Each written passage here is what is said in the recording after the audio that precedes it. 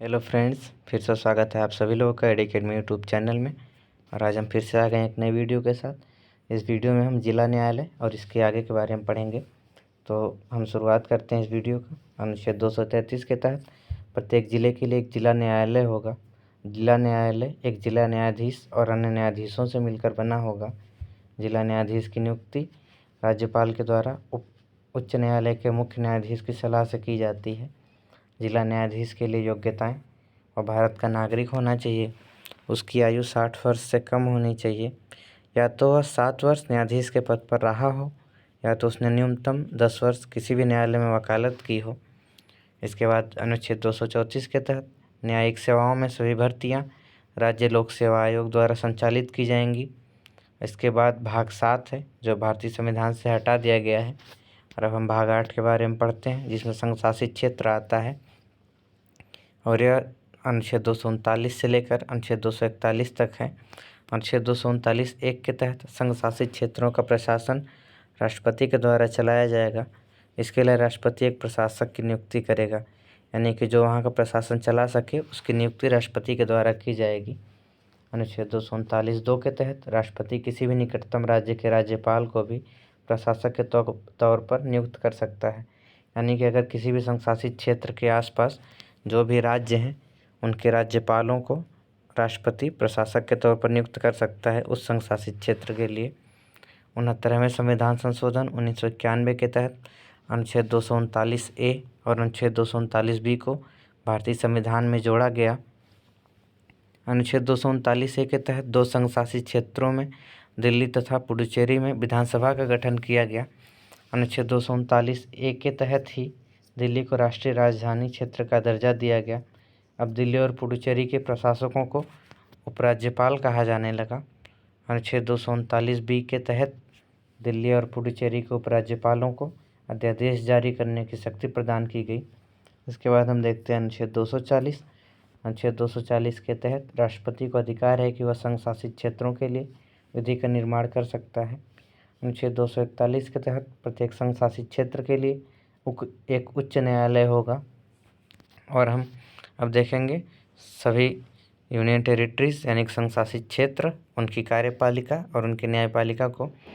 तो पहला अंडमान और निकोबार द्वीप समूह, इसकी कार्यपालिका उपराज्यपाल के द्वारा चलाई जाती है और इसकी न्यायपालिका है कलकत्ता उच्च न्यायालय। दूसरा चंडीगढ़, चंडीगढ़ की कार्यपालिका को प्रशासक कहा जाता है और यहाँ की न्यायपालिका पंजाब और हरियाणा उच्च न्यायालय में है। तीसरा दिल्ली, जो जैसा कि आपको बता दिए हैं पहले ही, यहाँ विधानसभा है, तो इसके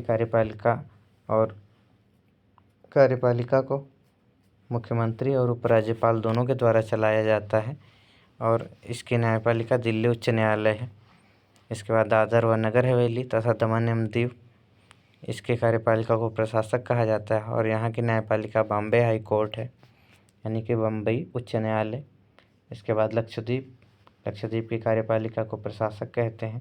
यहाँ की न्यायपालिका कोच्चि उच्च न्यायालय जो केरल में है। इसके बाद छठा पुडुचेरी, पुडुचेरी जैसा कि आपको पता है कि यहाँ भी विधानसभा है, तो यहाँ की भी कार्यपालिका मुख्यमंत्री और उपराज्यपाल के द्वारा चलाई जाती है और यहाँ की न्यायपालिका मद्रास उच्च न्यायालय है। इसके बाद जम्मू एवं कश्मीर, यहाँ की कार्यपालिका उपराज्यपाल के द्वारा चलाई जाती है और यहाँ का न्यायपालिका जम्मू एवं कश्मीर हाई कोर्ट में है। इसके बाद अंतिम है लद्दाख, यहाँ की कार्यपालिका को भी उपराज्यपाल के द्वारा चलाया जाता है और यहाँ की न्यायपालिका जम्मू एवं कश्मीर उच्च न्यायालय में है। इसके बाद हम भाग 9 और भाग 9 ए के बारे में पढ़ेंगे। भाग 9 में अनुच्छेद 243 ए से अनुच्छेद 243 ओ तक है, जिसमें पंचायती राज है। और भाग 9 ए में अनुच्छेद 243 पी से अनुच्छेद 243 जेड तक है, जिसमें नगर पालिका के बारे में पढ़ना है। तो 1882 में लॉर्ड रिपन ने भारत में स्थानीय स्वशासन की शुरुआत की। लॉर्ड रिपन भारत का वायसराय था जो 1880 से 1884 तक भारत में रहा। पंचायतों का प्रचार करने के लिए देश में 2 अक्टूबर 1952 को कुछ सामुदायिक कार्यक्रम चलाए गए, लेकिन ये विफल रहे। प्रथम समिति 1956 में बलवंत राय मेहता समिति का गठन पंचायतों के गठन के लिए किया गया था। इस समिति ने अपनी रिपोर्ट में त्रिस्तरीय पंचायत के गठन की सिफारिश की। 1958 में पंचायतों की मांग को राष्ट्रीय विकास परिषद द्वारा स्वीकार कर लिया गया।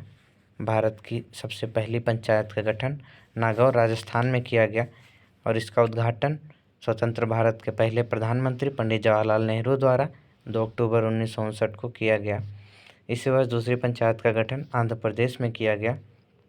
इसके बाद हम पंचायत से संबंधित अन्य समितियों के बारे में पढ़ेंगे। पहली अशोक मेहता समिति, जिसका गठन 1977 में हुआ था। दूसरी राव समिति 1985 में गठित की गई थी। तीसरी सिंघवी समिति, जिसकी स्थापना 1987 में हुई थी। और चौथी पीके थुंगन समिति, जिसकी स्थापना 1988 में हुई थी। पीके थुंगन समिति की सिफारिश पर हमारे संविधान में 73वां संविधान संशोधन 1992 किया गया और 74वें संविधान संशोधन में भाग 9(1) तथा अनुसूची 12 को जोड़ा गया और नगर पालिकाओं को भी संवैधानिक दर्जा दिया गया। इसके बाद हम पंचायती राज के बारे में पढ़ेंगे, जो अनुच्छेद 243A से लेकर अनुच्छेद 243O तक है और इसमें भी हम मुख्य अनुच्छेदों को पढ़ेंगे। तो अनुच्छेद 243A के तहत राज्य के विधानमंडल को अधिकार है कि वह पंचायतों का गठन करे और उनसे संबंधित कार्यों को उनको सौंपे। अनुच्छेद 243B के तहत पंचायतों की संरचना, एक पंचायत के 3 स्तर होते हैं। जो सबसे निम्न स्तर है वो ग्राम स्तर है, जिसे ग्राम पंचायत कहते हैं। जो मध्यम स्तर है यानी कि जो बीच का स्तर है उसे ब्लॉक पंचायत कहते हैं, यानी कि जो हमारे यहाँ चुनाव होता है ब्लॉक प्रमुख का। इसके बाद तीसरा है जो सबसे उच्च स्तर है, जिला स्तर, जिसे हम जिला पंचायत के नाम से जानते हैं। जिन राज्यों की जनसंख्या 20 लाख से कम होगी वहाँ पर मध्यम स्तरीय पंचायतों का गठन नहीं किया जाएगा, यानी ब्लॉक प्रमुखी या ब्लॉक पंचायत का चुनाव नहीं हो सकता है। अनुच्छेद 243D के तहत पंचायतों में SC और ST के लिए यानी कि अनुसूचित जाति और अनुसूचित जनजाति के लिए आरक्षण का प्रावधान किया गया है।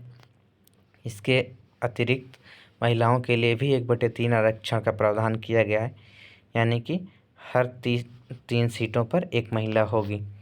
इसके बाद अनुच्छेद 243E के तहत पंचायतों का कार्यकाल 5 वर्ष का होता है, जो प्रथम सत्र से 5 वर्ष तक चलता है। अनुच्छेद 243F के तहत पंचायतों के सदस्यों के लिए योग्यताएं, वे भारत के नागरिक होने चाहिए, उनकी आयु न्यूनतम 21 वर्ष होनी चाहिए, वे राज्य विधानमंडल का सदस्य बनने की योग्यताएं रखते हों।